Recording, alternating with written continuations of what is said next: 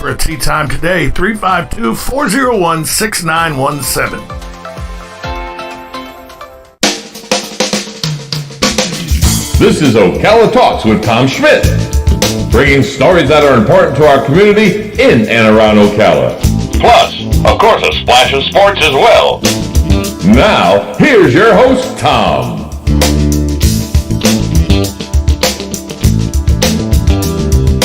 Good Tuesday morning.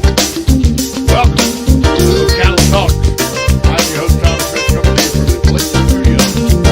WOCA Radio, the runway, the Ocala International Airport. Galen Unall from Life South joins us as he does every day, brought to you by the good folks at Penn Flooring and Just Ship. Galen, good morning to you. Hey, what's going on, Tom? How are you, my man? Good, good. We only got you for 15 minutes today as we have other things that we got to do today here at the radio station, so I want to get right into it. And I know we're probably not going to agree on this, which is why I want to get right into it. Gwendolyn Berry. She is the third-place hammer thrower at the U.S. Olympic Track and Field Trials. On Saturday, she held up an activist T-shirt. She turned her back to the U.S. flag, and there's a lot of Congress people, a lot of Americans, a lot of people saying she should be thrown off the team for her actions. She's representing the United States of America, and her actions are against the rules, and she should be thrown off the team. Well, the Olympic Committee didn't do anything for what she did. The IOC the International Olympic Committee says you can't disrespect your national anthem if it's playing near the winner. By the way, she finished third. She's not going to get anywhere near a podium in Japan. And a lot of people are saying that she should be thrown off the team. And here's where I'm going to probably, because you're a man who served, you are dedicated to this country, dedicated to the flag. By the way, I love my country. I love my flag. I love my national anthem. I also love my Constitution, which gives her the ability to do exactly what she done. I don't have to agree with it, but that pesky thing called the Constitution allows her to do it whether I like it or not. What say you, Galen, you know? Yeah, same thing. I mean, I'm with you. I can't disagree with that. I don't like what she did, but at the same time, that's the freedom I fought for. We have the right to voice our opinion in this country. Now, there are going to be ramifications for what she says. For some people, they're going to love her and think that what she's doing is very, brave, etc. And other people, like Congressman Crenshaw, are going to say she should be off the team. And I completely disagree with him. I mean, our country is founded on people fighting against a government or its tyrannous rule. And if she feels that way, she has every right to express herself. I would tell her there's a time and place for everything. But I don't think she really disrespected the flag. She turned away from it. I mean, that's her constitutional God-given right. First time we saw this was in 1968 at the Mexico Olympics with the black-gloved hands of two track members. Tommy, why can't I remember their name? It's Tommy and Tommy Smith? Yeah, and I forget the other guy's name. And they used that one set of gloves because they didn't have two right-handed gloves. They used, if you look at the picture close, one of them's right hands up, one of them's left hands up. Correct. I abhor anybody that burns a United States flag. If you burn a United States flag at me, the consequences of you burning that flag in front of me may be that I come over and stomp the flame out and take the flag from you. If you get a little aggravated with me and put your hands on me when I do that, there may be other consequences that you face for burning the flag in front of me. But that's my reaction. But the fact is, I could go to jail for that because you have every right in the world, if you want to burn the flag, and the Supreme Court has upheld that right. Now, like you said, it's the consequences. I'm absolutely glad they did. It's the consequences, I think, that, but here's a third-place hammer thrower, and we're giving her coverage right now, talking about it on the radio. But a third-place hammer thrower, if everybody had just ignored it, which I know in this sensationalized world it's not going to happen, but if everybody had ignored that minute and a half, she would have never got her 15 minutes of fame. She's probably going to get some sort of endorsement deals out of companies that agree with her. And she's a person who all she's getting is a nice vacation to Japan on the taxpayer on the U.S. Olympics dollar, and that's what people are aggravated by. Well, if she doesn't want to represent the United States, don't let her go. That's not what's at question here. What's at question, does she have the right to do what she did? And 100% she does, whether I like it, you like it, or whether Representative Dan Crenshaw from Texas likes it. She has every right under the U.S. Constitution to do what she did. I'm going to throw one other thing at you. To me, it's a testament that our democracy is still strong when you have somebody that feels comfortable enough to be able to rebel in this way. Just think about that.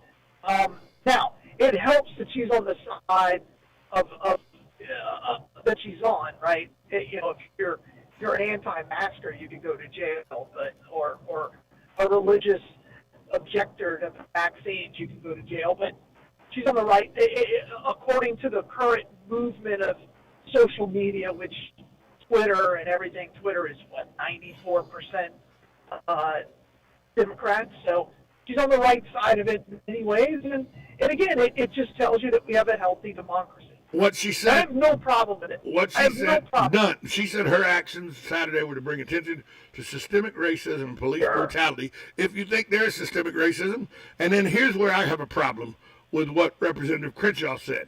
He goes, it's one thing when the NBA does it. Okay, we'll just stop watching. But now the Olympic team, they should be removed. That should be the bare minimum requirement, is that you believe in the country you're representing. Well, I would say, by her protest, she exactly believes in the country she's representing, because she believes it's her constitutional right to do so. Yeah, and that's what I would tell him. And I think he's wrong, and nobody's right on everything. But it's just like that. The transgender bicycle cross guy, girl, who did, who basically said, I hate America, but he's going to go to the Olympics as an alternate, representing, the United States. So, okay, good for you. I don't have a problem with that. And by the way, the Olympics is a made-for-TV event now. Every one of those athletes who goes there is a professional. They're all getting paid to be there. So, let's just accept it. And whatever you think the Olympics is, it's not what it was, say, in the 50s or even the 40s when Jesse Owens went over there. So, yeah. Jesse Owens went in the 30s, 1936 Olympics in 30s. Berlin. Yeah, there you go. Right. Don't let the truth get in the way of a good story or a good point. I know it was pre-World War II. My bad. Hey, my bad. It's early. And here's the thing. To talk about any of this. Somebody said this morning, well, if they don't want to represent this country, I go, here's the problem. And I said that thing called the Constitution gets in the way, and they go, well, you don't like the kneeling at the football games. I don't like the kneeling at the football games. Here's how you handle that problem. You ready for that? Up until 1982, the national anthem was not shown on TV. Correct. It was done in the stadium, but they went to commercial break on TV. You go to commercial break, they're protesting in front of 60,000 instead of 7, 8, 9 million on the NFL Sunday that's watching the game. You take away the ability to really have a solid, the talking point was my protest was on national TV. Well, take that away. But by the way, how many people, truthfully, do you think stop and raise their hand and put it over their heart in their living room and the national anthem's being played? Well, and a good point of this is that this is why I don't play it during football games. I go to a break when they're playing the national anthem at a football game, a high school football game, because it's just terrible radio. Yeah, I completely agree. I don't even know why. Why do we feel the need to play the national anthem before a football game anyway?